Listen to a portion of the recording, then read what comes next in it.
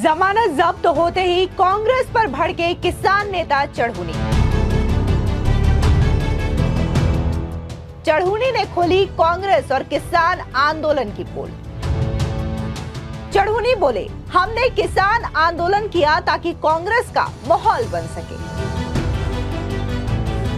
क्या बीजेपी को सत्ता से हटाने के लिए हुए थे फर्जी आंदोलन?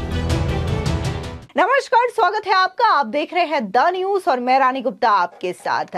गुरनाम सिंह चढ़ूनी जो कि किसान नेता के तौर पर जाने जा रहे हैं और इसी के साथ ही उन्होंने किसान आंदोलन का नेतृत्व भी किया था, लेकिन जैसे ही हरियाणा में बीजेपी ने शानदार हैट्रिक मारी है और इसी के साथ ही कांग्रेस को करारी शिकस्त का सामना करना पड़ा, तो इसके बाद उन्होंने कांग्रेस और किसान आंदोलन को लेकर के बड़ा खुलासा कर दिया है। सीधे तौर पर गुरनाम सिंह चढ़ूनी ने यह कह दिया है कि जो किसान आंदोलन थे उसको जानबूझ करके किया गया था ताकि चुनाव के वक्त कांग्रेस के फेवर में माहौल क्रिएट किया जा सके, लेकिन कांग्रेस ने इसे बखूबी कैश नहीं किया। ना तो कांग्रेस इसका लाभ विधानसभा चुनाव में उठा पाई और ना ही लोकसभा चुनाव में उठा पाई। यहां पर किसान नेता गुरनाम सिंह चढ़ूनी ने भूपेंद्र हुड्डा को लेकर के भी जमकर निशाना साधा। उन्होंने कहा कि हरियाणा में जो कांग्रेस को हार का मुंह देखना पड़ा है, इसका जिम्मेदार भूपेंद्र सिंह हुड्डा है। वो न सिर्फ मंदबुद्धि है बल्कि गद्दार भी है। अब इस पूरे मामले को लेकर के एक बार फिर से सियासत गर्मा चुकी है, क्योंकि यहां पर बीजेपी का यह कहना है कि जो कांग्रेस की ओर से फर्जी किसान आंदोलन किए गए थे, इसकी पोल अब खुद ही गुरनाम सिंह चढ़ूनी जो कि किसान नेता हैं वो खोलते हुए नजर आ रहे हैं।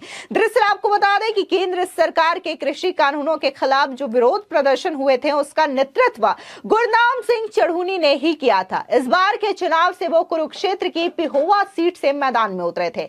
संयुक्त संघर्ष पार्टी ने उन्हें अपना उम्मीदवार भी बनाया था, लेकिन चुनाव में चढ़ूनी को केवल 1170 वोट ही मिले और करारी हार का सामना करना पड़ा। यानी कि यहां पर जो किसानों का नेतृत्व कर रहे थे, किसान आंदोलन का नेतृत्व कर रहे थे, वो जमानत तक नहीं बचा पाते और यहां पर उनकी करारी हार होती है। लेकिन यहां पर उन्होंने एक बार यह बताने की कोशिश की है कि कैसे ये पूरा का पूरा किसान आंदोलन एक माहौल क्रिएट करने के लिए किया गया था, एक नैरेटिव सेट करने के लिए किया गया था जो कांग्रेस को फायदा पहुंचा सके। लेकिन कांग्रेस इसका फायदा नहीं उठा पाई, बल्कि उन्होंने तो भूपेंद्र सिंह हुड्डा पर अहंकारी होने का आरोप लगा दिया और यह कह दिया कि कैसे भूपेंद्र सिंह हुड्डा ने किसानों के साथ गद्दारी की है। अब इस पूरे मामले को लेकर के जो गुरनाम सिंह चढ़ूनी का वीडियो है वो सोशल मीडिया पर काफी ज्यादा तेजी के साथ वायरल हो रहा है और लोग इस पर रिएक्शन देते हुए नजर आ रहे हैं।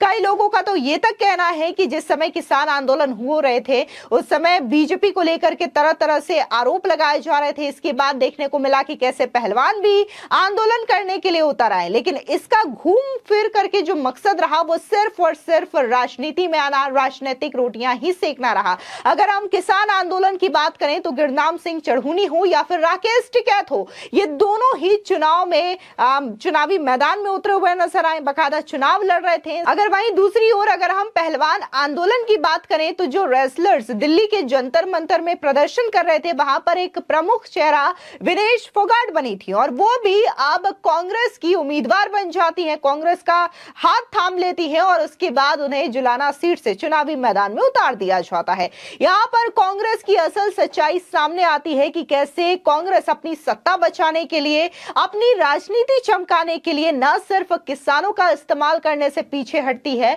बल्कि वो बाकायदा पहलवानों का भी इस्तेमाल करती है। अब इसी वीडियो को शेयर करते हुए बीजेपी हरियाणा ने कांग्रेस पर तीखा हमला बोला और कहा कि किसान आंदोलन के नाम पर जातिवादी जहर घोलकर राजनीतिक साजिश रचने का इकबाल जुर्म गुरनाम सिंह चढ़ूनी ने कर दिया है। बस चढ़ूनी को अफसोस यह है कि बीजेपी के खिलाफ नफरत फैला करके अराजकता का माहौल तो बनाया, वो भी भोले भाले किसानों के नाम पर, लेकिन हुड्डा उस माहौल का फायदा नहीं उठा सके। किसान आंदोलन को लेकर के चढ़ूनी के इकबालिया बयान से साफ है कि आंदोलन जीवी किसान पैरोल पर काम कर रहे थे। इन व्यवसायिक आंदोलन जीवियों का सिर्फ एक ही लक्ष्य था, सत्ता हासिल करना। लेकिन हरियाणा की जनता इतने घड़ी सियानी निकली, इसके अलावा एक और वीडियो इस वक्त सोशल मीडिया पर वायरल हो रहा है, जहां पर खुद को रणनीतिकार बताने वाले योगेंद्र यादव ने भी विधानसभा चुनाव के दौरान कुछ ऐसा ही दावा किया था और ये बड़ी बेशर्मी के साथ बताते हुए नजर आ रहे थे कि कैसे यूपी के विधानसभा चुनाव में उन्होंने किसान आंदोलन की एक पूरी की पूरी पिच तैयार करके सौंपी थी विपक्ष को, जिसमें समाजवादी पार्टी एक मुख्य भूमिका में रही थी। लेकिन यहां पर अखिलेश यादव उस चीज को चला नहीं पाए थे, उस पिच का इस्तेमाल नहीं कर पाए थे। ऐसे में जो किसान नेता हैं राकेश टिकैत, उनका भी बयान सामने आता है, जहां पर वो एग्जिट पोल देख करके या फिर चुनाव से पहले कांग्रेस का प्रदर्शन देख करके ये कहते हैं कि कांग्रेस जीत रही है, हरियाणा में सरकार बनाने जा रही है और किसान के साथ जो अपमान किया गया, जो बदसलूकी की गई है, इसका जनता जवाब देगी। लेकिन जैसे ही चुनाव संपन्न होते हैं, बीजेपी जीत जाती है, इसके बाद राकेश टिकैत ये कहते हैं कि मुझे तो समझ में ही नहीं आ रहा कि आखिर बीजेपी की इतनी सीटें आ कैसे रही है जब जनता उन्हें वोट ही नहीं दे रही है।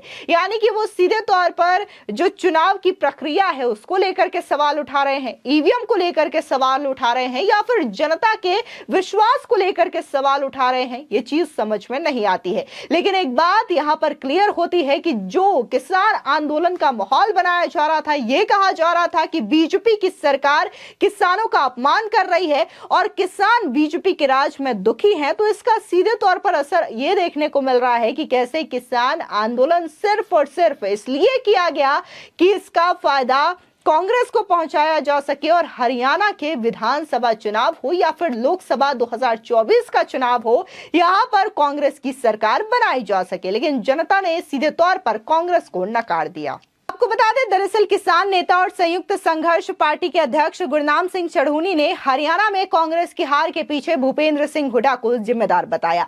उन्होंने कहा कि चुनाव से पहले ही उन्होंने चेतावनी दी थी कि भूपेंद्र सिंह हुड्डा कांग्रेस का नाश करेंगे और अब यह सच साबित हो गया है। चढ़ूनी ने कहा कि कांग्रेस पार्टी ने इस चुनाव में पूर्व मुख्यमंत्री भूपेंद्र सिंह हुड्डा पर पूरी जिम्मेदारी छोड़ दी थी, लेकिन प्रदेश में कांग्रेस के पक्ष में माहौल नहीं बन पाया। कांग्रेस के पक्ष में जो माहौल बना वो किसानों ने ही बनाया था। इसके बावजूद हुड्डा ने किसानों को कोई तवज्जो नहीं दिया। उन्हें ही नहीं बल्कि अन्य किसी किसान को भी कहीं से टिकट नहीं दिया गया। चढ़ूनी ने कहा कि हमें लोकसभा चुनाव में एक टिकट देने का वादा किया गया था, लेकिन बाद में भूपेंद्र सिंह हुड्डा मुकर गए। अगर वो अभय चौटाला के साथ समझौता करते और एक टिकट दे देते तो उनकी पार्टी को हरियाणा में 9 सीटें मिल सकती थी। चढ़ूनी के मुताबिक विधानसभा चुनाव में भूपेंद्र सिंह हुड्डा ने उनके साथ गद्दारी की है। चढ़ूनी ने कहा कि लोकसभा चुनाव से पहले उन्होंने मुझे फोन किया और कहा कि मुझे रोहतक सीट पर समर्थन कर दो। हालांकि उन्हें पूरे हरियाणा के लिए बात करनी चाहिए थी। उन्होंने आरोप लगाया कि हुड्डा ने कई बड़े नेताओं को किनारे कर दिया, किसान नेताओं से भी पल्ला झाड़ा। इसमें रमेश दलाल, हर्ष छिकारा, बलराज कुंडू, कुमारी शैलजा, किरण चौधरी, रणदीप सुरजेवाला के नाम शामिल हैं। किसान नेता के मुताबिक हुड्डा सभी को किनारे करते करते खुद किनारे लगे। मुझे विश्वास था कि राहुल गांधी ने किसान नेताओं को चुनाव में तवज्जो देने की बात की थी। प्रियंका गांधी ने भी कहा था कि किसान नेताओं को साथ रखना फायदेमंद होगा, लेकिन भूपेंद्र सिंह हुड्डा ऐसा नहीं करना चाहते थे।